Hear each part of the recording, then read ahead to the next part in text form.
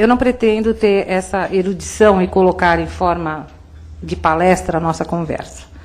Mas tenho algumas coisas a contar. Eu estou como promotora titular da Vara Criminal, que é Juizado Especial, GCRIM, e inclusive um juizado criado contra a violência doméstica, de Pinheiros.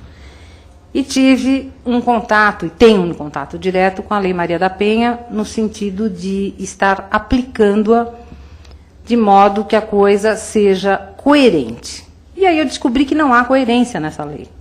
É uma lei absolutamente inconstitucional. Quando eu fui ministrar aula de Direito de Legislação Penal Especial na FADISP. E aí eu descobri, estudando a lei, primeiro na teoria, que nós tínhamos uma lei inconstitucional. Só para os senhores terem uma ideia da gravidade desta lei, basta ler o artigo 17, que diz que está proibida a pena de cesta básica. Se alguém me disser que pena é essa de cesta básica, eu agradeceria, porque no meu Código Penal não existe pena de cesta básica. Né? Existe transação penal, prevista pela Lei 9.099/95, que diz lá que o Ministério Público poderá, se quiser, transacionar, né, e não fala em cesta básica também, e aplicar, né, com um desvio da 9.099, aí todo mundo começou a doar cestas básicas por aí. Aí, esta lei me aparece no artigo 17 com fica proibida a pena de cesta básica. Isso está escrito textualmente do jeito que eu estou contando para os senhores. E aí eu passei a não entender mais nada. Eu falei, espera um pouquinho. Aprendi no Código Penal, há 40 anos atrás, e posso dizer que estudei o Código Penal, que estudei a doutrina penal, que estudei a finalidade da pena, assim como todos nós que estamos aqui, não é eu que estudei, nós todos estudamos, que há dois tipos de violência: a vis corporalis e a vis compulsiva. Violência onde você age com ameaça, grave ameaça, ou violência física em relação à pessoa, ou a violência moral, onde você atravessa a psique da pessoa, onde você diminui desta pessoa o quê? O poder de decisão. Você traz, né, na sua forma de coagir moralmente, de coação no sentido moral, de coagir de tal sorte esta pessoa que ela venha agir da maneira que você pretenda. Aí eu descobri que violência não é mais isso. Violência é violência doméstica, ótimo, que se repartirá em 5 fontes: violência patrimonial, violência moral, violência física, violência psicológica e violência patrimonial. Então, o direito penal que todos nós estudamos, o direito penal seja pela escola clássica, pela escola finalista, por onde quer que a gente passe, chegou uma lei que diz assim, não, espera um pouquinho, nós temos agora 5 tipos de violência. Mas só vale para a Lei Maria da Penha, hein, gente? Porque para o resto continua a violência moral e violência física, através da coação moral ou da violência mesmo, no sentido de bater, no sentido de, né, atropelar a vítima, digamos assim, fisicamente. Então, aí eu descobri o seguinte, nós temos 5 tipos de violência. E atingem, de maneira muito grave, a minha inteligência, quando dizem assim, olha, nós temos 5 tipos de violência, mas a moral fica só para os crimes contra a honra. Injúria, difamação ou calúnia. A Lei Maria da Penha, ela não define o que é violência moral. Ela diz que é violência moral os crimes praticados contra a honra, a injúria, a difamação e a calúnia. Então, não há, neste momento, como nós, né, colocarmos a Lei Maria da Penha, no sentido de conjugar o direito penal a ela, porque ela é extremamente evasiva. Eu vou usar um termo que não convém, não condiz muito com o grau dos senhores e o meu, mas uma lei completamente enlouquecida, né, desvairada, que veio com fins eleitoreiros. E que eu não vou me permitir dizer o nome dos fins eleitoreiros das pessoas, porque são pessoas que estão envolvidas nas eleições, de hoje, e, como os senhores sabem, eu sou promotora eleitoral, então essa parte eu pulo. Mas basta ler o final da lei, o que está escrito. E, com isso, outros aspectos muito mais gravosos apareceram. Primeiro, essa lei saiu completamente de controle do seu projeto original. E acredito que depois o professor Fábio vai dizer acerca deste problema. Cria o auto de prisão em flagrante, que é um auto de prisão em flagrante absolutamente inconstitucional. Por quê? Porque se foi criado o GCRIM exatamente para crimes de menor potencial ofensivo, e nós não poderemos aplicar a Lei 9.099, até aí eu entendo. Então, nós temos um juizado especial para a Lei Maria da Penha, que, por coincidência, fica nas varas que tem o GCRIM. Nesse momento, quais são os delitos que são submetidos ao auto de prisão em flagrante? Os que eu conheço são aqueles apenados com reclusão, não é? Cuja pena sustenta o regime fechado, o regime semiaberto, eu estou falando amplamente. Então, assim, eu tenho um problema com o meu marido, ou com o meu ex-marido, do qual eu estou separada, digamos, há uns 15 anos, ele vem buscar meu filho em casa, eu olho para a cara dele, mostro a língua, ele me xinga. O senhor está preso. Por quê? Não, porque o senhor ofendeu moralmente a dona Maria da Penha. Quem é que decide isso? O crime comporta que pena?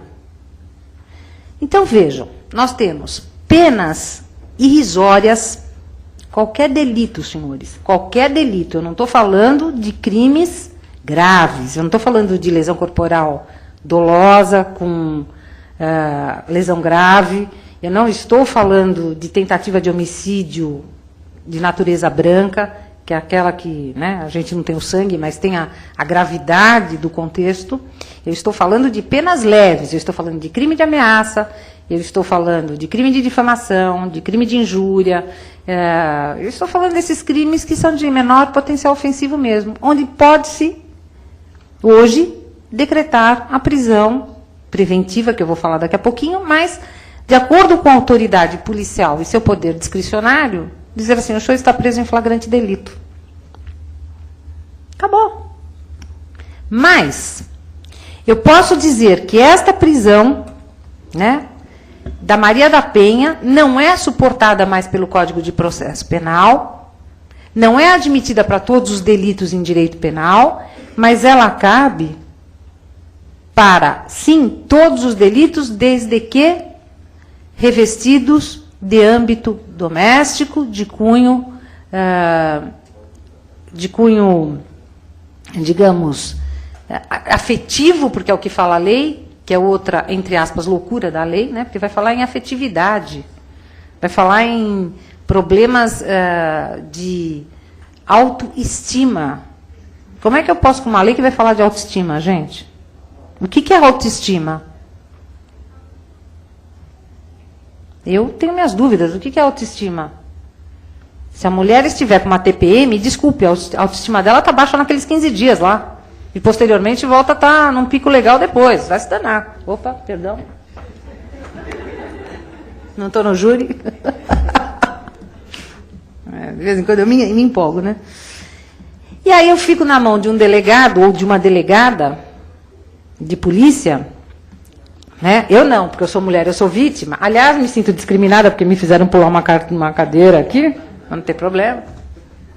Não, mas eu sou contra a lei, fica sossegado. Então, a essa altura, me fazem, né, vir a autoridade policial, eu choro um pouquinho, ok? Dou aquela choradinha básica e falo assim, medida protetiva, eu quero que o senhor retire o cidadão da minha casa, agora. Aí eu quero que o senhor, tem todo aquele rol, né, de medidas protetivas, tem uma imensidão, que hoje as mulheres fazem X no rol de medidas protetivas. Nos meus termos circunstanciados, nos meus inquéritos policiais, nos meus autos de prisão em flagrante, o que acontece? Isso daqui é assim, é um impresso e que vai um X.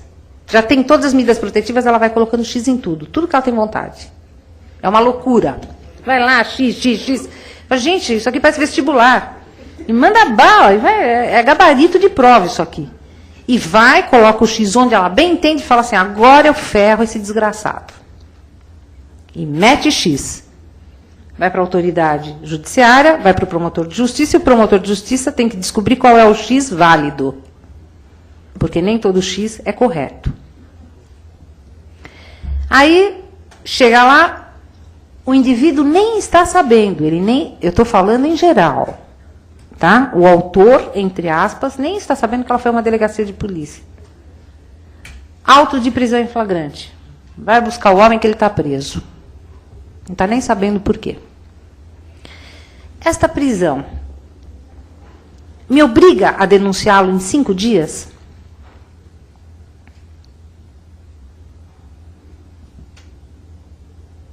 Por qual delito?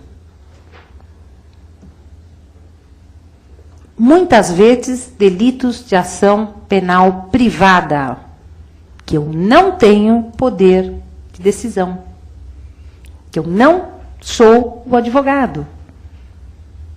O que gera isso? Obrigatoriamente. Vai ocorrer um relaxamento do auto de prisão em flagrante. Porque nós não estamos falando daquele indivíduo que vai lá e bate na mulher e eu tenho materialidade do delito, e eu tenho delito, e eu tenho ação pública incondicionada. Não, grande parte das vezes são de mulheres que são ofendidas porque são chamadas de vagabunda, não que eu concorde com isso, claro que não, mas são mulheres que têm, né, crimes contra a honra, que estão lá e que eu não tenho o poder de decisão, nem que eu queira. E que eu sou obrigada a escrever assim, flagrante formalmente em ordem, aguardo a vinda dos autos principais. Se fosse só isso, estaria bom. Mas junto com isto vem um rol de medidas de natureza, inclusive administrativas, de natureza, administrativa, trabalhista, pode olhar a lei. O patrão que bate no âmbito doméstico, na empregada doméstica, está sujeito à Lei Maria da Penha. As duas moças que moram juntos, e pela primeira vez é contemplado isso no direito, por relação homossexual, aquela que bateu, brigou, qualquer coisa, está sujeita à Lei Maria da Penha. Isso também está lá. Aquele que, do ponto de vista do direito administrativo, tem alguma consequência, tem do ponto de vista penal, tem do ponto de vista trabalhista, tem do ponto de vista civil. E civil no âmbito do direito de família. Então, eu vou resolver, através da Lei Maria da Penha, a minha pendência por receber ou não receber a pensão alimentícia do meu filho. É aquilo que eu falei no começo. Eu mostro a língua para o meu ex-marido, quando ele vem buscar a criança, ele se enfesa, e assim, mas eu não mostrei a língua para você, querido. E vou dizer para os senhores mais, uma coisa que é um problemaço. A Lei Maria da Penha vai falar de prisão preventiva. Não existe prisão temporária na lei. A lei prevê uma prisão de natureza processual e preventiva, sem que se tenha o devido processo legal. Por quê? A mulher faz um boletim de ocorrência, vai o delegado e pede a prisão preventiva. Ou ela faz o boletim de ocorrência, corre imediatamente na promotoria de justiça e pede que seja tomada uma providência porque ela está com medo. Dependendo do promotor de justiça, pedido de prisão preventiva. O juiz decreta. Muito bem. Essa prisão preventiva não tem denúncia. Essa prisão preventiva não tem inquérito. Essa prisão preventiva, muitas vezes, vem corroborada por termo circunstanciado. E é muito grave isso, porque nós temos uma prisão preventiva de uma pessoa que nós não sabemos sequer se iremos denunciar. Porque nós não temos o mínimo do mínimo, que é um inquérito policial, para embasar essa tal dessa prisão. Temos prazo para denunciar? Não, senhores. Não. E aí eu ouço, pelo menos uma vez por semana, a seguinte frase: eu só queria dar um susto nele. Outro dia apareceu uma senhorinha muito simpática, cujo marido foi preso preventivamente, no plantão judiciário do DIPO. Aí, para os senhores terem uma ideia, eu trabalho numa vara que tem mais de 5.200 feitos. A pauta está para o mês de junho de 2011. Então, há trabalho. Nós fazemos uma média de 30 audiências por dia. Audiência preliminar, artigo 16 da Lei Maria da Penha, que é aquela audiência onde se tenta conciliação, onde ela vai ratificar, né, ou desistir da representação. Muito bem. Aparece lá o preso, obviamente, que era um homem de bem, um homem trabalhador, que era carpinteiro de uma grande construtora, e ela. Ele preso há 10 dias. Ela vira e fala assim para ele: olha, sabe, ligaram do teu trabalho. Eu perguntei para ele: o senhor trabalha? Trabalho. Eu sou carpinteiro da construtora X. Pensei entre mim: bom, já perdeu o emprego, né, nessa altura. Aí falei para ele, perguntei se ele colaborava em casa. Ela disse que sim. Então ela falou: aliás, ligaram para você da construtora. Fiquei olhando para o rosto dela. Falei: o que a senhora disse? Eu disse que ele estava doente. Falei: mas a senhora devia ter dito que ele está preso, minha senhora. A senhora não arrumou essa bronca para ele? Então diga lá que ele está preso. Não, fiquei com medo. Eu disse que ele estava doente para ele não perder o emprego. A senhora vai prosseguir com a sua ação? Não. Ele é o homem da minha vida. Mas isso é todo dia. Eu estou dando um exemplo. Não, ele é o homem da minha vida, eu só queria dar um susto nele. Falei: minha senhora, o susto da senhora vai custar o emprego dele. Agora, a senhora não venha me dizer que vai arrumar um atestado médico para ele, porque senão quem vai sair presa daqui é a senhora.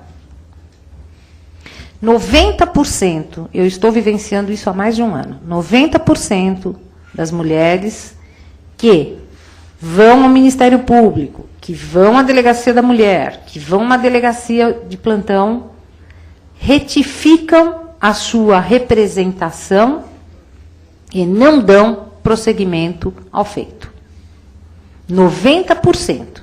E não é por medo, é por sem vergonhice. Porque não vive sem aquele homem. Aí tentam, as mais espertas, e aí eu falo através dos seus patronos, as mais espertas tentam fazer, pela Lei Maria da Penha, a via transversa para resolver problemas do direito de família, achando que nós poderemos resolver. Se o promotor não tiver um pouco de experiência, eu diria de vivência, o promotor é capaz de entrar nessa situação. Então, acaba forçando uma situação que é de direito de família pela Lei Maria da Penha, o que está absolutamente incorreto, porque cria um conflito absurdo entre o juízo da família e o juízo criminal. Em 1 minuto, o juízo criminal derruba tudo que foi feito num processo de família, com direito à visita, uma série de coisas à criança, com pensão alimentícia, seja lá o que for tratado no direito de família, altera-se tudo dentro de uma ata feita pelo juízo criminal. Não que não haja critério, porque, se for necessário, nós ficaremos lá numa audiência 4, 5 horas. Mas nós esvaziamos um juízo, né, tiramos, digamos assim, a situação de todo o componente onde as pessoas podem se compor, se descompor, contestar, e decidimos em 4 horas, sem contestação, sem nada, o que deva ser feito em relação àquela família como um todo. É uma desconstrução a todo o direito de família. É isso que acontece.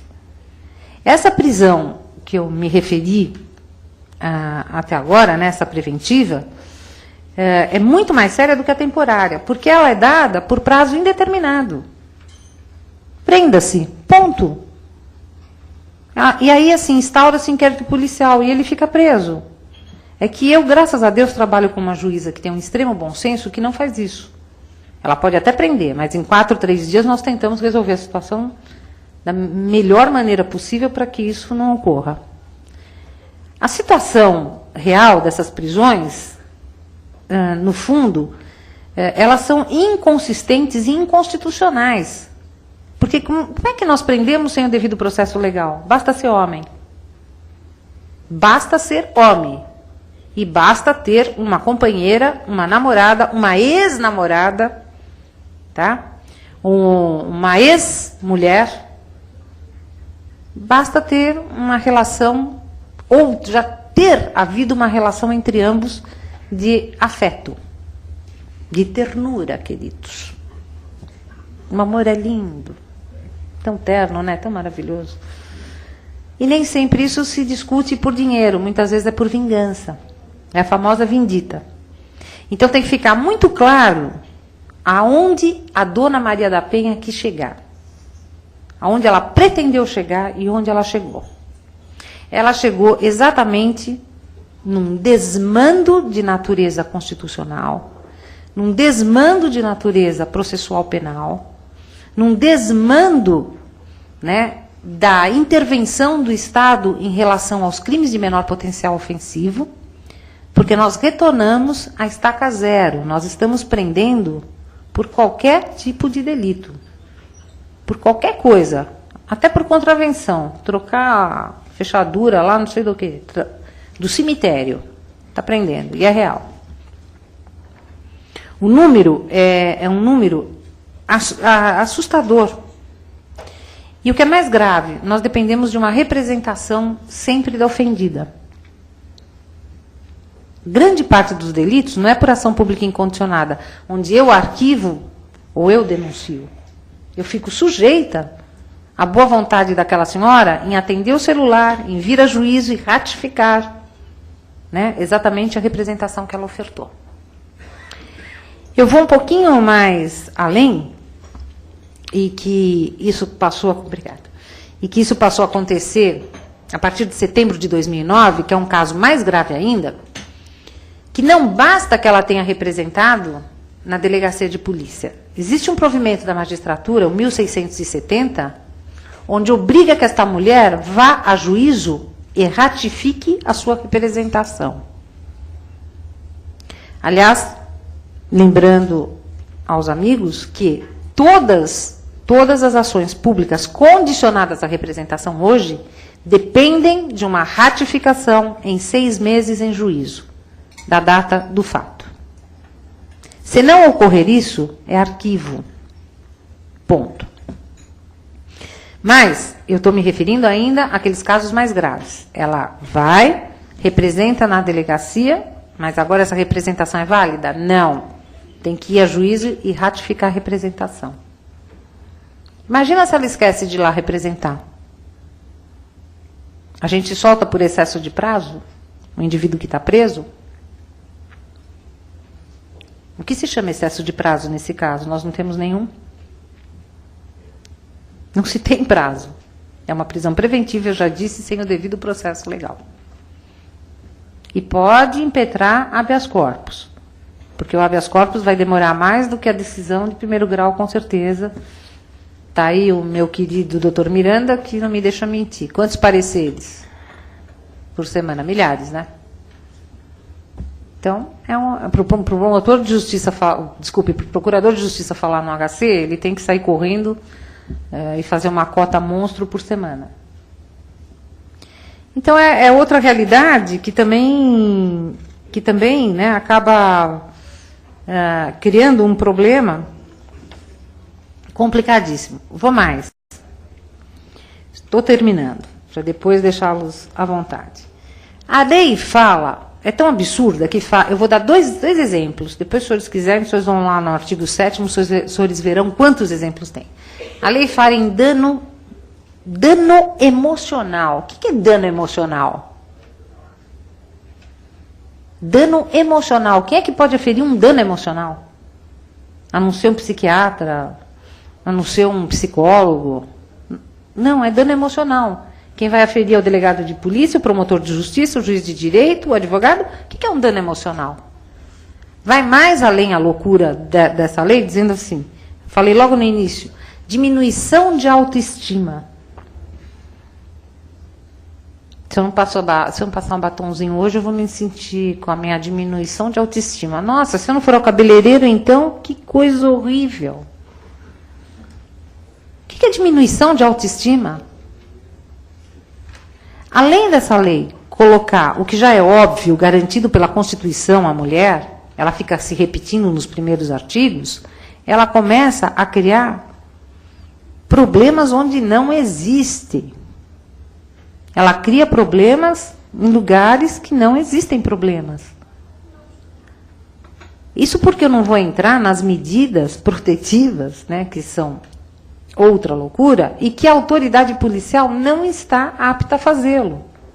Outro dia, um delegado de polícia do 77º Distrito Policial tinha que guardar a mulher em lugar seguro. Carceragem? Não tinha. O que ele fez? Ele pegou essa senhora, levou para a sala dos investigadores na Santa Casa de Misericórdia. Deixou ela lá a noite inteira. Deixou um lugar seguro para ele. Porque a política do atendimento à mulher nesta situação de violência doméstica, também esqueçam, não existe. A mulher que se submete a esse tipo de abrigo, ela fica como o serviço de proteção à testemunha. Muda de casa, não sabe onde está, porque não pode dar endereço, não vê sua família. Ela vira refém da própria situação. É essa a lei que nós queremos? Desculpe. Eu, como mulher, me ofenderia se me dessem uma lei como essa. E eu estou falando daquela infeliz, daquela coitada que mora na favela. Eu estou cuidando daquela senhora. Então é muito mais fácil, né, a gente dar um tranco no indivíduo que bebe e dar uns tapas na mulher, com uma eficiência muito maior, colocando um serviço mais eficiente em relação ao Estado, do que ficar prendendo e soltando, e ele vai bater cada vez mais. E essa é a real, não adianta ser mais hipócrita do que os nossos governantes. Desculpe, eu não estou aqui para isso. Meu papel não é esse. E para finalizar, né, com tudo isso que eu estou falando, agora um conflito de atribuições que foi levantado, e há um acordo em relação a isso. Mais grave ainda são que todos os crimes com violência ou grave ameaça criados não, porque já estão na legislação penal, mas acatados, assambarcados pela Lei Maria da Penha, com pena de reclusão, vai para juizado de foro regional. Então, agora, os estupros, não é? Desde que tenha a situação familiar, os estupros, os atentados violentos ao pudor, os crimes graves de reclusão, irão todos para o juizado especial, irão todos para os foros regionais. Então, não adianta nem fazer um conflito de competência, porque isso já está determinado por acórdão do Tribunal de Justiça do Estado de São Paulo. Olha, eu vou parar por aqui, porque se eu continuar, gente, eu vou falar muito mais do que eu deveria, mas fico à disposição dos senhores para qualquer eventualidade, para qualquer dúvida, e dizer o seguinte: existem mulheres que nasceram para ser Maria da Penha. Existem mulheres que não nasceram para ser Maria da Penha. Existem advogados que nasceram para dizer que a Maria da Penha é uma lei que veio para solucionar problemas. Agora eu vou dizer como advogada, classe que eu respeito, que eu admiro, da qual faço parte, não é que eu fiz parte não, continuo fazendo parte porque eu formo os bacharéis em direito, os operadores do direito, e quero voltar, se Deus quiser, se Deus me permitir, em relação à idade e saúde, voltar a advogar. O que eu quero dizer é o seguinte: quando um advogado diz a cliente, ou a cliente mesmo, não é ao cliente, vamos utilizar a Lei Maria da Penha, o advogado não está sendo injusto com a cliente, ele está sendo injusto com ele próprio. Mas está sendo injusto não só com ele próprio, está sendo injusto com qualquer pessoa que tenha dignidade humana. Esta lei é uma lei retrógrada, uma lei que veio para abusar, é abuso isso, da autoridade de qualquer funcionário que tenha ou detenha algum poder, dentro do poder judiciário, dentro do poder executivo, como os delegados de polícia, e nós, agentes políticos, como promotores de justiça, eu vejo como um verdadeiro absurdo. Isso porque eu adoro dar uma cana. Adoro. Desculpe. Nada contra os advogados criminalistas. Os senhores gostam de pôr na rua, eu adoro prender. Mas, nesse caso, eu confesso que eu penso 35 mil vezes antes de colocar ali, a pôr a minha assinatura pela prisão, não é réu nem acusado, pela prisão do pseudo-autor fulano de tal. Pseudo, viu? Porque não tem processo. Não tem nem inquérito. Mas eu agradeço aos senhores e fico à disposição. Muito obrigada.